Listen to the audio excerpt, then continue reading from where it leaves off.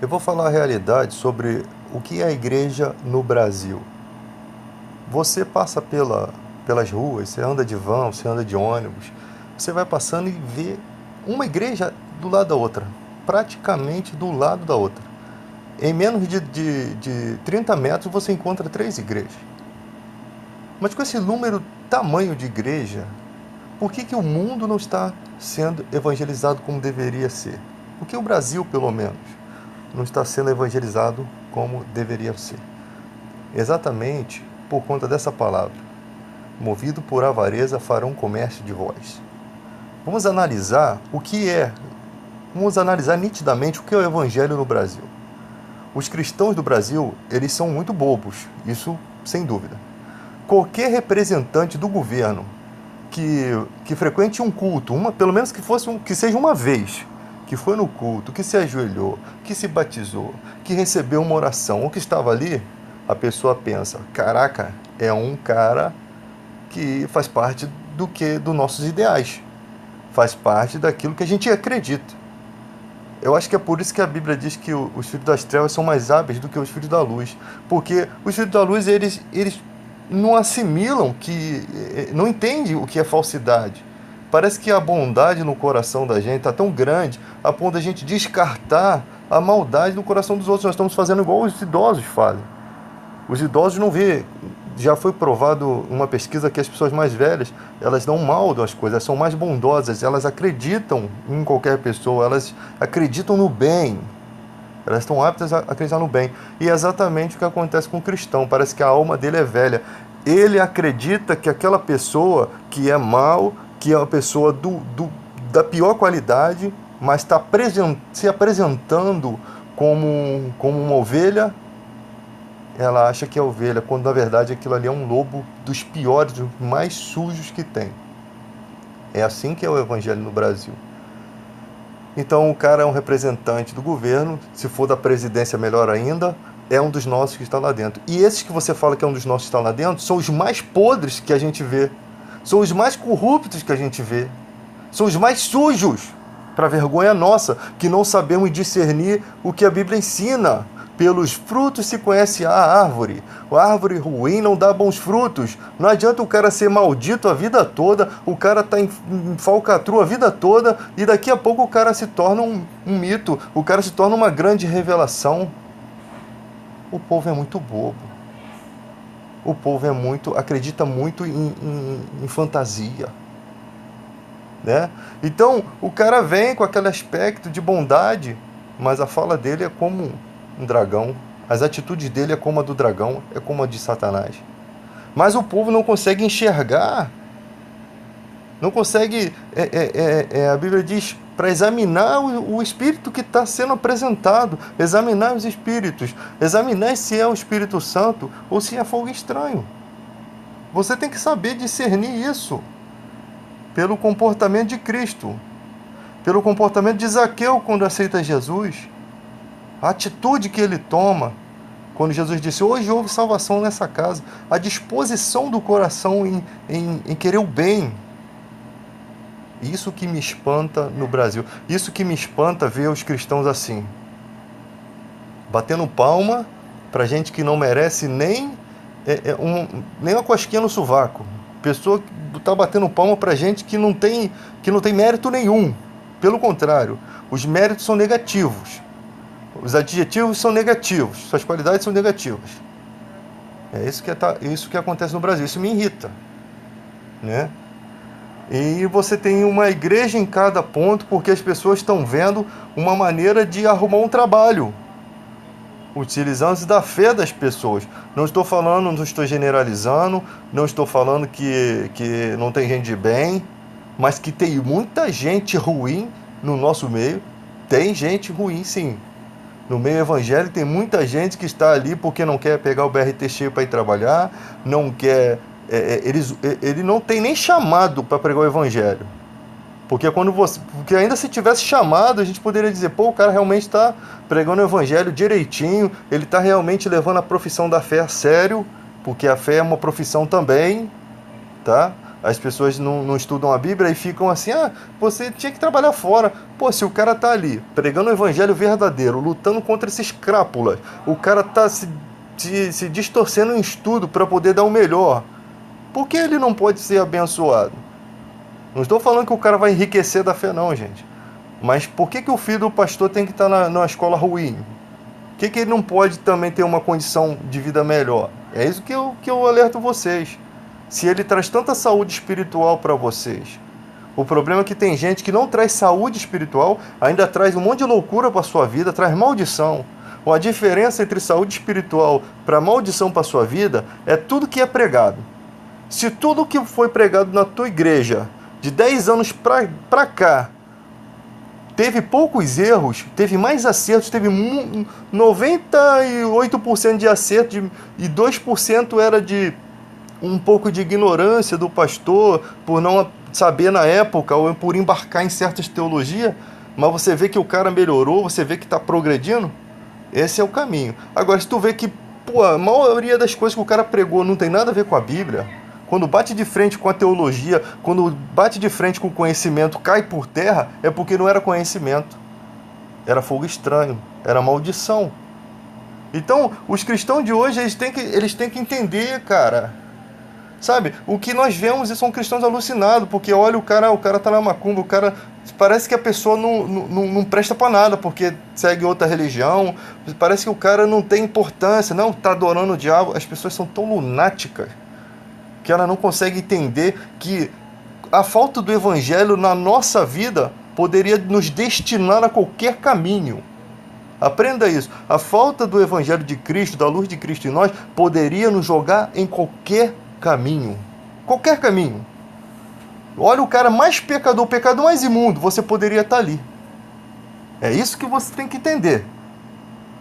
Se você não entende que o ser humano, as suas justiças são como trapo de imundície, se você não entende que o ser humano pode cair em qualquer cilada que o outro cai, você é louco. Eu sei que tem pecados que você não tem tendência, porque você não nasce com certos desejos. Eu sei, porque você foi criado em um ciclo diferente de familiar, coisas que você não teve, não sofreu abusos, você não sofreu certas coisas que outros sofreram, e por isso às vezes responde. Eu sei que tudo tem uma vertente diferente, mas o pecado é pecado e ele gera morte, ele gera o abismo, ele vai crescendo conforme você vai dando guarida para ele no seu coração, e ele vai te dominando a ponto de daqui a pouco você não tem mais controle. Você é dominado totalmente pelo pecado e pelo mal que está ali agora, agora, pelo fato de você ter galgado por esse caminho. Você imagina, se eu começar a sair matando as pessoas, fazendo um monte de justiça, fazendo um monte de coisa, o que vai acontecer comigo? O homem carregado do sangue de outrem fugirá até a cova, ninguém o detenha. Se eu não bater de frente com Deus, ou Deus bater de frente comigo e me bloquear, eu estou caminhando para a morte. É assim que funciona. O que você planta, você vai colher. Tirei a vida, vou pagar com a vida. Mas nesse inteirinho, ainda tem Deus ainda. O problema é o seguinte: quando você não acha arrependimento, e quando você não encontra arrependimento, é tipo que você, na hora que Deus falou no seu coração, falou no coração de Caim, pense que você é Caim. Quando Deus fala no coração de Caim, o teu desejo é contra ti, cabe a ti dominá-lo. Quando ele resiste àquilo, ele comete o crime contra Abel, agora me resta morrer. Aí Deus, não, vai morrer não. Tu vai ficar vivo, seu sem vergonha. Tu vai comer o pão que o diabo amassou primeiro, depois tu morre. É assim que funciona. Porque se você morre naquele momento, o inferno te espera. Porque a vida de Abel foi ceifado, injustiça, o sangue da terra clamou, mas para Deus nada morre. Então para ele pode fazer justiça. O sangue clama aqui na terra, mas Abel está junto com Deus, está na maior promessa. Ainda que a sua vida tenha sido ceifada na juventude aqui. Você imagina aí, quantos sem vergonhas, por causa dessa barragem aí que matou as pessoas, ficam fazendo propaganda na televisão. Estamos lutando, estamos nos esforçando para dar o melhor. Não adianta mais dar o melhor, cara. Não adianta. A vida não vai voltar. O que resta agora é punição. O que resta agora é as pessoas falarem assim: fizeram, mas vão pagar o preço. Justiça. É o que queremos, é justiça. Não adianta propagandinha de televisão. A Vale está trabalhando para melhorar. Não adianta. Não adianta. A lembrança que nós temos é de corpos que a cabeça estava a 10 quilômetros do braço, ou a perna estava a 10 quilômetros da cintura. Foi isso que vocês fizeram. Não adianta tentar tampar a bosta do gato com terra, que vai feder do mesmo jeito. Nós não vamos esquecer que ali debaixo daquela terra tem bosta. É revoltante isso. O pior, sabe qual é as piores pessoas? A Bíblia diz que buscar sua própria honra não é honra. Tem gente aí, cara, que bate de frente com o sistema, que parece ser um mito, né? Tem muita gente assim na internet, mas é financiado por gente da pior qualidade. É protegido por gente da pior espécie. Tem as suas... É tudo hipocrisia. É tudo chuva, tudo nuvem sem água.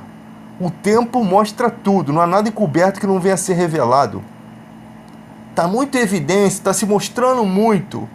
Quando você vai apurar a situação, não tem nada de patriotismo, não tem nada de integridade ali. Tem uma forçação de barra com uma motivação. Estou falando que não existe gente que realmente bate de frente com o sistema. A ponto de arriscar sua própria vida, de dar sua vida pelo próximo. Mas isso é muito raro, cara. Isso é raríssimo. Pense nisso. Isso é raríssimo. E geralmente pagam com a vida. O cara lá que protegia as florestas lá. Como é que foi a situação? Ele, a mulher, como é que foi? São os profetas que Deus envia, né? Que o povo não ouve, a floresta fica manchada com sangue inocente. Aqueles caras lá podem não pagar aqui, mas eles vão pagar o dobrado quando estiver diante de Deus. É bom que paguem aqui, cara. É bom que tudo que você tenha para pagar, você pague aqui, não fique devendo as casas Bahia celestiais, meu irmão. Pague todos os carnês aqui na terra, porque quando você passar dessa vida para outra, filho, ou você vai ressuscitar para a vida eterna ou para a morte eterna. Reze para que o cristão seja um mentiroso, para que não tenha nada que eu estou dizendo aqui seja verdade, para que a vida se acabe naquele momento que você se vai, nunca você vai existir, porque se você existir, você vai sofrer. Até o dia que talvez vai ser tudo eliminado. E aí o que adiantou? Ter filhos, ter netos, eles vão estar lá no céu, alguns, né? E você nunca mais vai existir, ou se existir, está sofrendo. Pela grandeza das coisas criadas, pelo espaço que o homem vê, o tão insignificante que ele é no espaço. É um homem limitado que não consegue... O espaço, ele é aquilo que causa uma incógnita, né, no coração do homem. Por quê? Porque ele não domina. Tudo aqui na Terra ele domina. Quando chega no espaço, ele não domina nada. Todas as leis da física se rebentam ali. Tudo que o homem achava que sabia, não sabia porcaria nenhuma, porque tinha mais. É isso que deixa o homem inculcado, né? Deixa o homem encabulado. Não conseguir dominar aquilo. Mostrando que... Você imagina se o homem domina o espaço, descobre que o espaço tem fim e ele se torna dominador de tudo. Opa, sou Deus agora. Eles conseguem ver que existe um arquiteto construtor. Existem leis de físicas impressionantes. Mas existiram... Aí eles se apegam a homens. Albert Einstein, um grande... Era apenas um pó, uma fagulha, que nem existe mais, uma pequena fagulha de entendimento das coisas criadas. Você se apega a um grão de mísero de areia, enquanto existe ali, ó, o universo divino. Mas o homem prefere ficar com essa teologia. Não estou desprezando o conhecimento de Albert Einstein, até porque Deus lhe deu esse conhecimento. Dizem até que ele tinha 40% a mais do cérebro, e quem criou o homem foi Deus.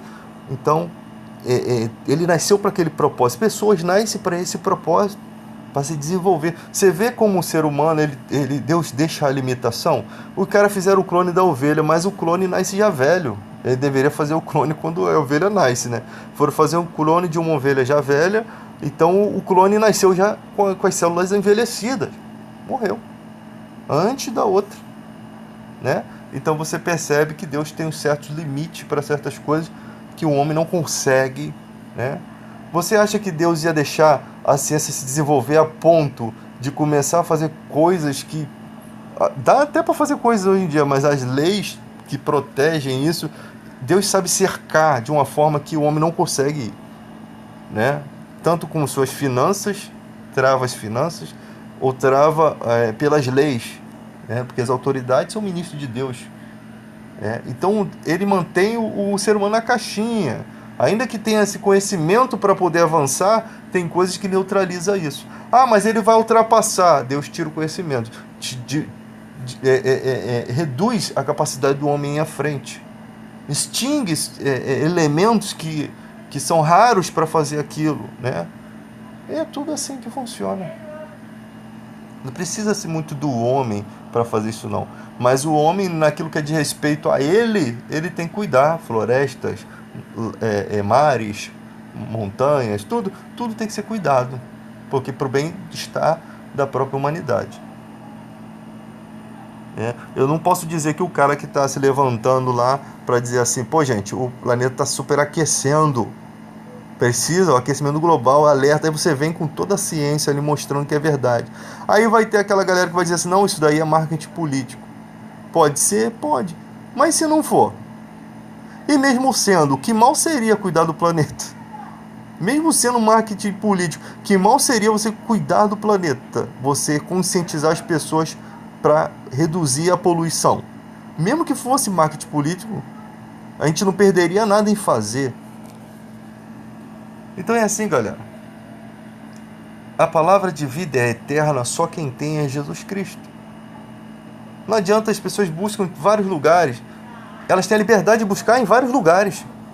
Você tem que entender isso. As pessoas são livres para seguir a religião que lhe der na telha. A religião que ela quiser seguir. E você tem que amá-las mesmo com as escolhas que elas fazem na vida. Seu filho escolheu ser homossexual, você vai ter que amar. Porque a ordem do evangelho é amar. E eu creio que a ordem de outras religiões também seja amar, né? Independente de qualquer coisa. Aí você vê o evangélico não aceitando. Não estou falando que você vai concordar, mas o evangélico botando o filho para correr, o filho embora no mundo, perdido, né? Ao invés de amá-lo.